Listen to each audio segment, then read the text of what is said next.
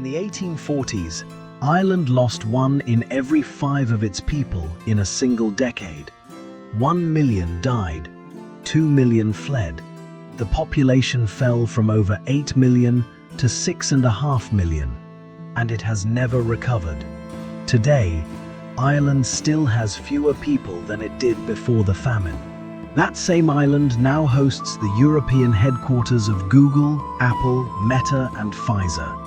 And every single weekend, thousands of young professionals leave their city offices and drive hours back to their home village, not for holidays, but to represent their local GAA club. In Ireland, missing a match for your parish is not an option. Your identity belongs to the dirt you were raised on. Welcome to Earth Unseen. This is how 5 million people survive at the edge of the Atlantic, carrying the weight of one of the most catastrophic histories in European memory, while building one of its most unlikely economic miracles.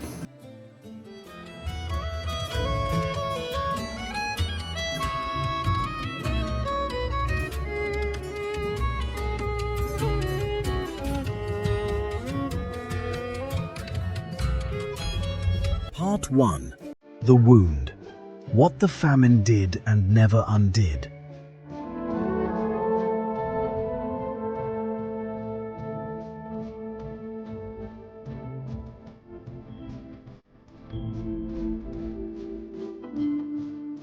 The Great Famine. 1 in 5 gone between 1845 and 1852.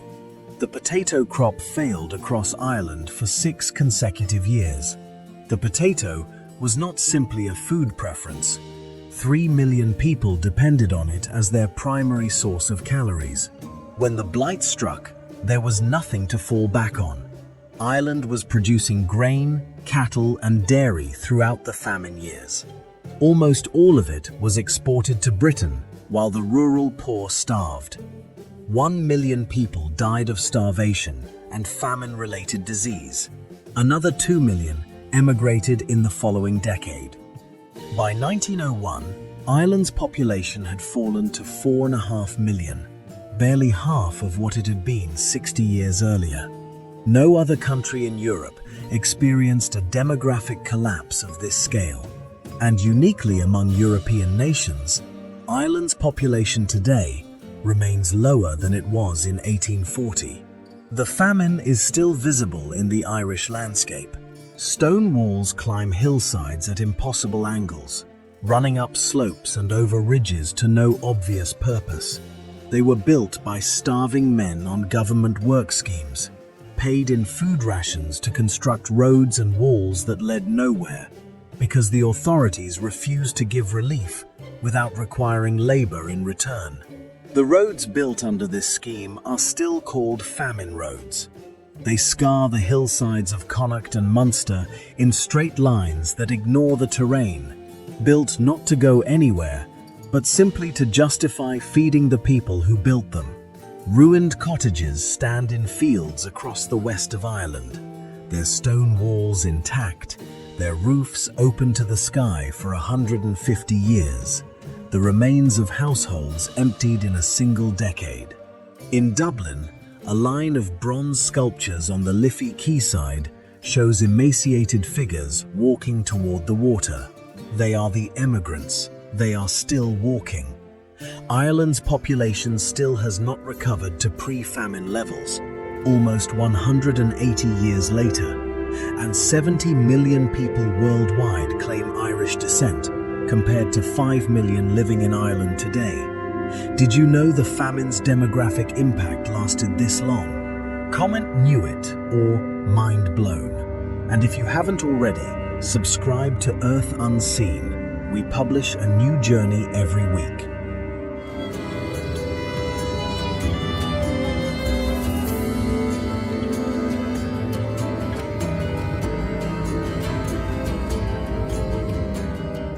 The Diaspora, a nation scattered across the world. The wave of emigration that the famine began never fully stopped. Ireland continued to lose population through emigration for over a century after the blight ended, through independence, through the mid-20th century economic stagnation, through the recessions of the 1980s. Each generation that could not find work at home left. The countries that received them, the United States, Canada, Australia, Britain, accumulated Irish communities so large that they altered the political and cultural character of entire cities.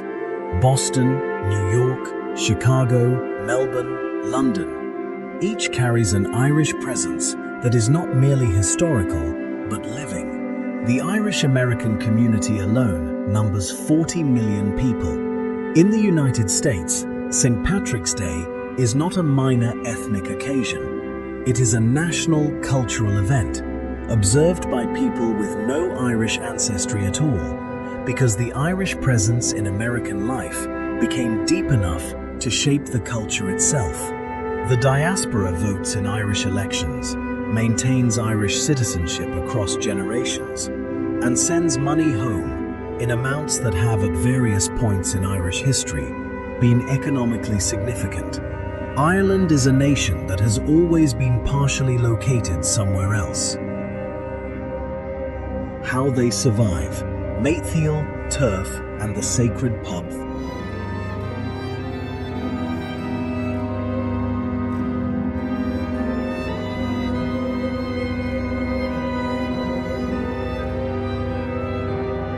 Meitheal, the survival system that has no English word.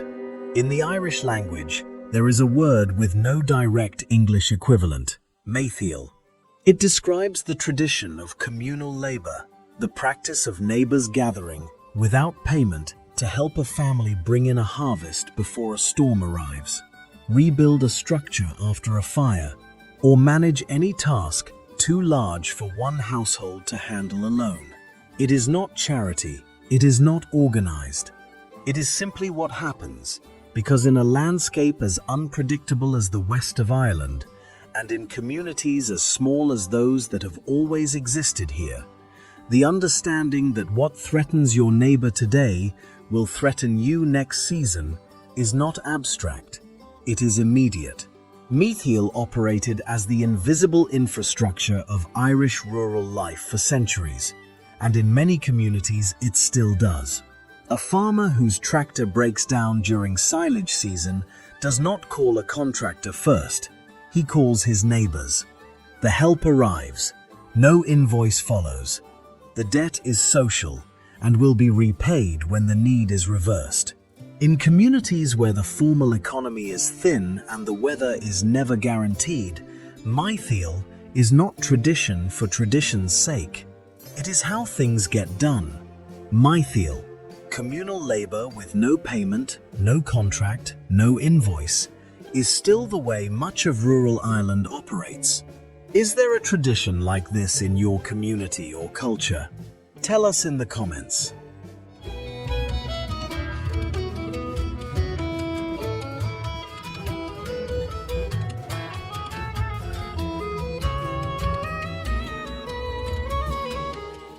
The pub, Ireland's true community infrastructure. The Irish pub is one of the most misunderstood institutions in the world. The outside perception, a romantic place for drinking, misses what the pub actually is in Irish life.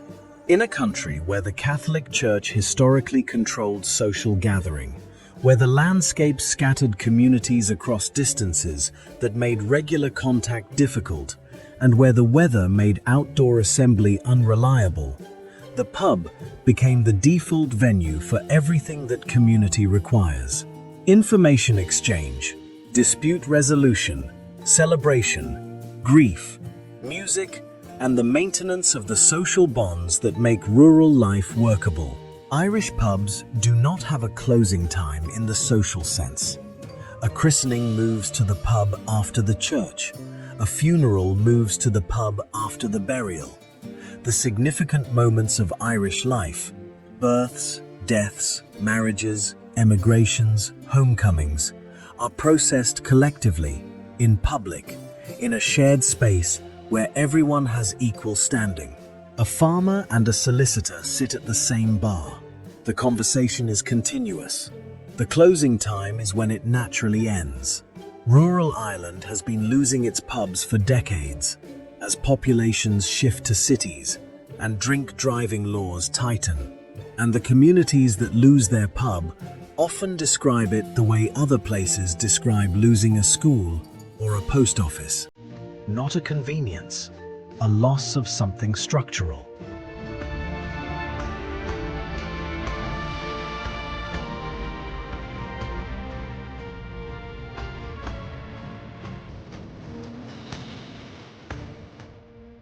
Cutting turf, fuel from the ancient ground. Beneath much of Ireland's bogland lies turf, compressed organic matter that has been accumulating for thousands of years, layer upon layer, in the waterlogged conditions that prevent decomposition. For most of Irish history, turf was the only reliable fuel available to rural communities. Trees were largely cleared from the Irish landscape during the clearances of the 17th and 18th centuries. Coal required money and access to supply chains that most rural communities did not have. The bog was there. The turf was free, if you cut it yourself. Turf cutting is done in spring, when the bog is dry enough to work. The top layer of living sphagnum moss is stripped back, and the dark, compressed turf beneath is cut in rectangular blocks using a sleen, a specialized spade with a wing that cuts two faces simultaneously, and laid out to dry across the bog surface. Over summer, the blocks are turned and stacked. By autumn, they are dry enough to burn. The process has remained essentially unchanged for centuries. Ireland's Environmental Protection Agency has moved to restrict turf cutting on protected bogs, producing a conflict between conservation policy and a practice that many rural communities treat not as a choice, but as a right, inherited across generations. The argument is not primarily about fuel. It is about who owns the relationship with the land.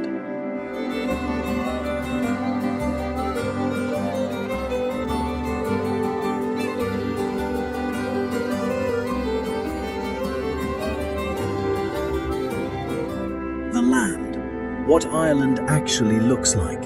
6.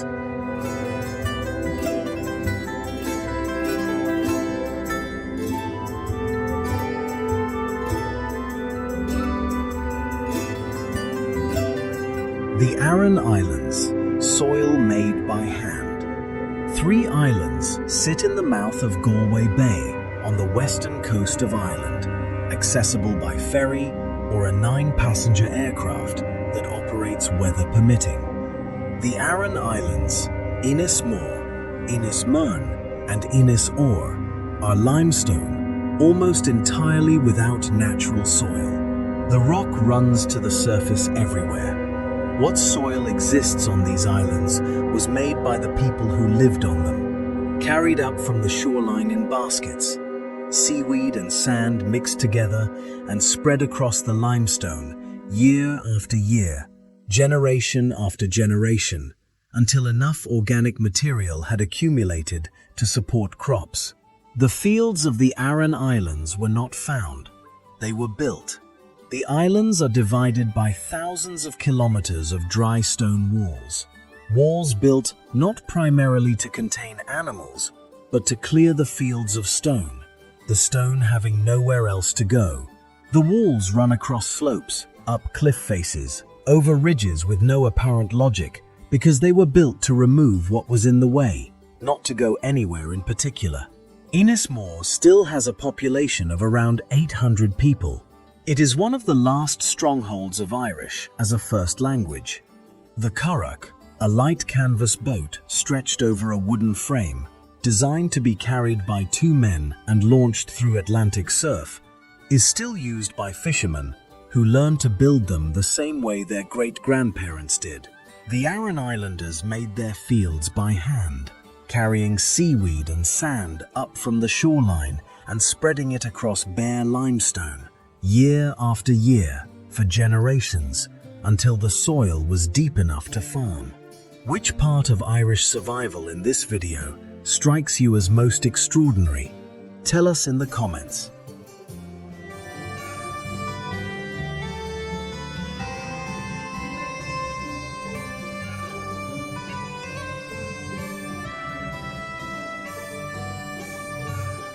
The Burren, a landscape that should not exist in County Clare, on the west coast of Ireland. A limestone plateau called the Burren covers over 360 square kilometers of a landscape that contradicts almost every expectation of Irish geography. Where the rest of the country is green, the Burren is grey. Bare limestone pavement, fractured into blocks called clints, separated by cracks called grikes, with almost no soil visible on the surface. It looks, to uninformed eyes, like a place where nothing grows. What actually grows in the Burren is extraordinary. The limestone cracks shelter an unusual combination of Arctic, alpine, and Mediterranean plant species that coexist here because the rock absorbs heat during the day and releases it slowly at night, creating a microclimate unlike anything else in northern Europe. In spring, the Burren flowers in a combination of colors that botanists from across Europe come specifically to study. Spring gentians, mountain avens, and bloody cranesbill grow in cracks in the rock beside each other, in a combination found nowhere else on the continent.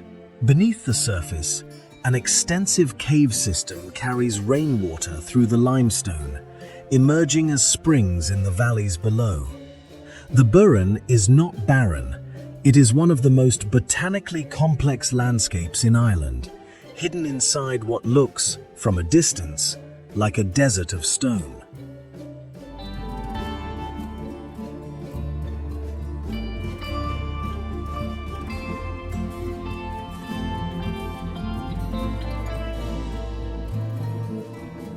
The Bogs, a landscape that remembers everything Ireland, has more bogland per capita than almost any other country in Europe. The raised bogs of the Midlands and the blanket bogs of the West cover hundreds of thousands of hectares of the island. They are not wastelands, they are archives. The waterlogged, oxygen-depleted conditions of a bog prevent decomposition so completely that objects deposited thousands of years ago emerge from them intact. Ancient wooden objects, leather goods, and occasionally human remains preserved in extraordinary condition. The bogs of Ireland are not wastelands, they are archives.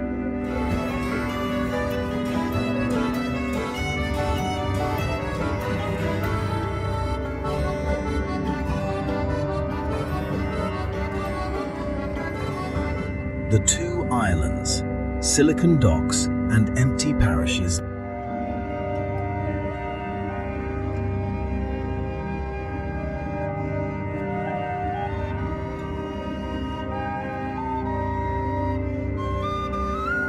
The tech capital of Europe, Dublin's unlikely transformation. Dublin's docklands were derelict within living memory, a post-industrial waterfront of abandoned warehouses and underused infrastructure along the Liffey's south bank. Today, the same area is known as Silicon Docks, and it houses the European headquarters of Google, Meta, LinkedIn, Airbnb, Twitter, and Salesforce. Ireland became the preferred European base for American technology companies for a cluster of reasons: a low corporate tax rate, an English-speaking workforce, membership in the European Union, and a legal system aligned with American practice. The result is that a country of 5 million people hosts a disproportionate share of the global digital economy's European operations. The transformation brought jobs and wealth to Dublin at a pace the city's infrastructure was not built for. Housing costs in Dublin are among the highest in Europe. A one-bedroom apartment in the city centre costs more than in many comparable European capitals. The young Irish professionals who work in these campuses, many of them returning after years abroad, drawn back by salaries that would not have existed a generation ago, live in a city that their parents would not recognize and that their grandparents could not have imagined.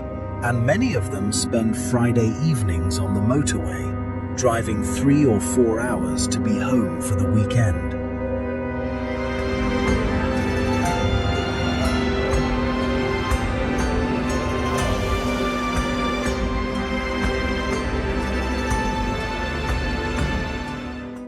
Rural decline.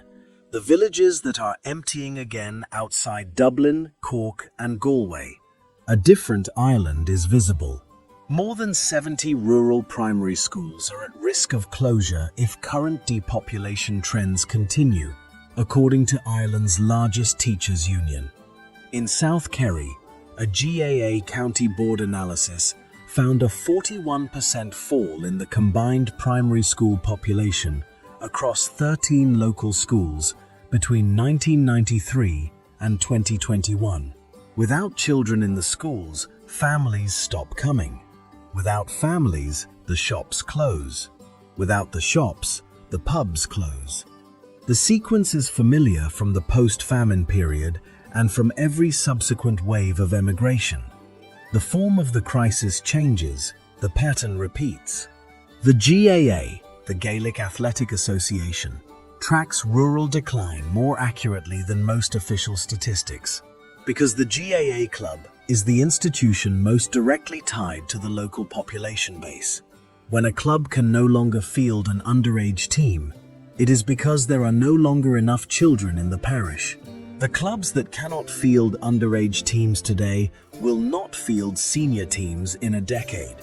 GAA leaders have called it the decimation of rural life, and they are among the most reliable witnesses to it, because their clubs exist at the exact human scale at which the decline is felt.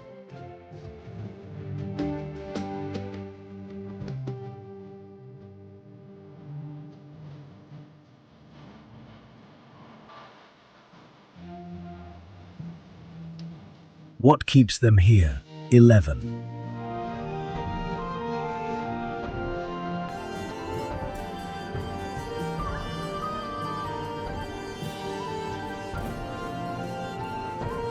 The GAA, identity written in a jersey. The Gaelic Athletic Association was founded in 1884 during the period of British rule, explicitly as a cultural and political act. Its purpose was to promote Irish sports, hurling, Gaelic football, camogie, at a time when the ruling power was actively discouraging expressions of Irish cultural identity. It grew into something that no founding document could have specified: the primary institution through which Irish people understand where they are from. In Ireland, you do not simply support a county team. You are from a parish. The parish is the unit of identity, smaller than a county, smaller than a town, often just a few townlands and a church and a pitch. Your jersey carries the parish colours. Your grandparents played in the same jersey.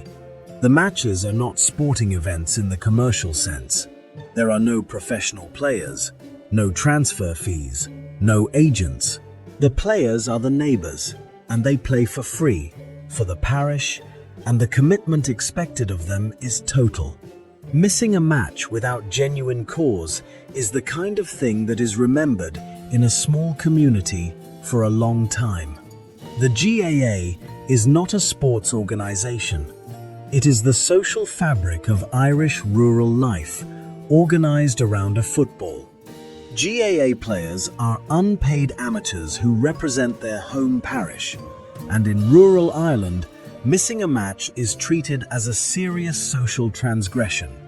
Is there an institution in your country that carries this kind of community identity? Tell us in the comments.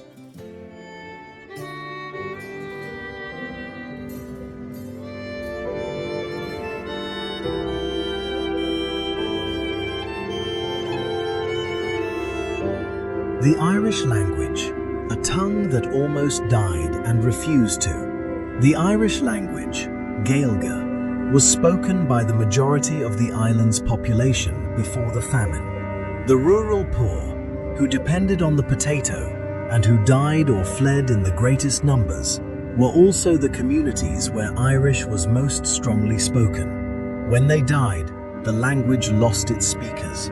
When they emigrated, they adopted English to survive in the countries they arrived in. By the early 20th century, Irish was a dying language, spoken fluently by a small and declining population concentrated in the western seaboard areas, collectively known as the Gaeltacht. The Irish state, on independence in 1922, made the revival of the language a national priority. Irish became a compulsory subject in all schools. It is required for entry to some civil service positions. The Gaeltacht regions receive state support specifically to sustain Irish-speaking communities. The results are genuinely contested. There are more people learning Irish today than at any point in the language's recent history, including through apps like Duolingo, where Irish consistently ranks among the most studied languages globally. There are also fewer fluent native speakers in the Gaeltacht than there were a generation ago. The language is being kept alive by enthusiasm and policy in the cities, while it slowly loses ground in the communities where it survived naturally. Whether this constitutes revival or replacement is a question the Irish debate constantly and have not resolved.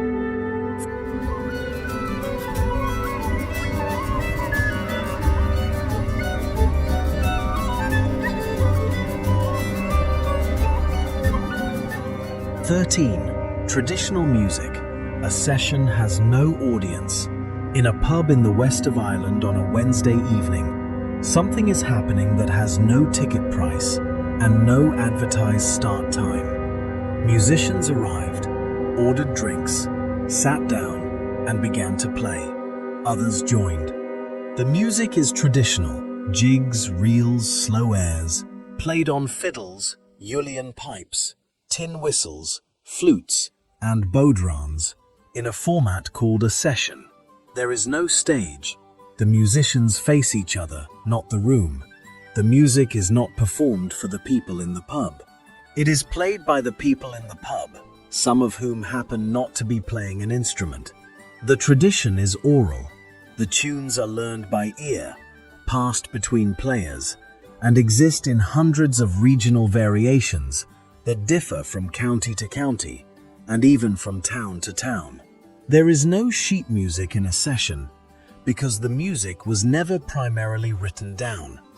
It was always carried in the memory of the people who played it, from generation to generation, and it changed as it traveled. A tune played in Connemara and the same tune played in Clare will be recognizably related but not identical. The differences are not mistakes. They are the trace of the community that carried it. Irish traditional music survived the famine, survived emigration, survived the suppression of Irish culture under British rule, and survived the 20th century's preference for recorded music, because it was never primarily a product. It was always a practice. You do not attend a session, you participate in one.